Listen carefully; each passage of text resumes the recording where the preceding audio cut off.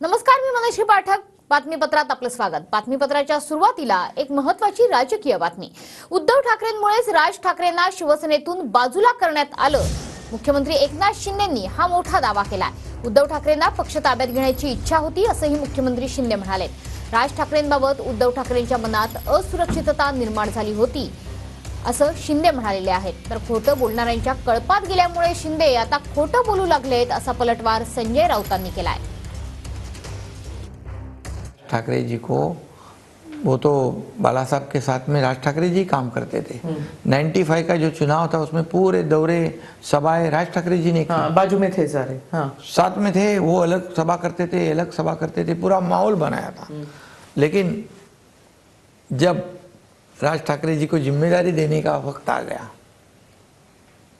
तब उद्धव जी की मंशा जागृत हो गई, जैसे अभी मुख्यमंत्री बनने की हुई थी, और राज ठाकरे जी को बाजू कर दिया। आता एकनाथ शिंदे हे ज्यांच्या नादाला लागलेले आहेत ते सगळे खोटारडे, ढोंगी, खोटं बोलणारे लोक आहेत. ते आता त्यांच्या कळपात शिरले. आता लांडगे आणि कोल्ह्यांच्या कळपात शिरल्यावर दुसरं काय होणार? खोटंच बोलणार. एकनाथ शिंदे हे खोटं बोलत आहेत. राज ठाकरे यांनी पक्ष सोडला तेव्हा एकनाथ शिंदे हे उद्धव ठाकरेंबरोबरच होते, आमच्याबरोबरच होते, आणि ठाण्याच्या पलीकडे त्यांचं काय तेव्हा मजल नव्हती. उनके मुख से बुलवाया, प्रस्ताव लाया कि उद्धव जी के कार्याध्यक्ष बनाने का, और उनको हटा दिया.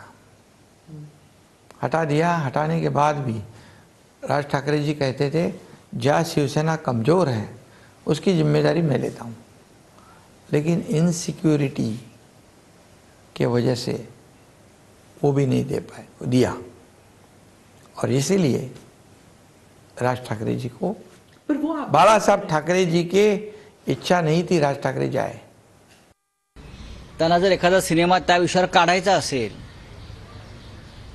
1 नंबर 2 नंबर, तर त्यांना मी प्रत्यक्ष कथानक काय घडलं ते द्यायला तयार आहे.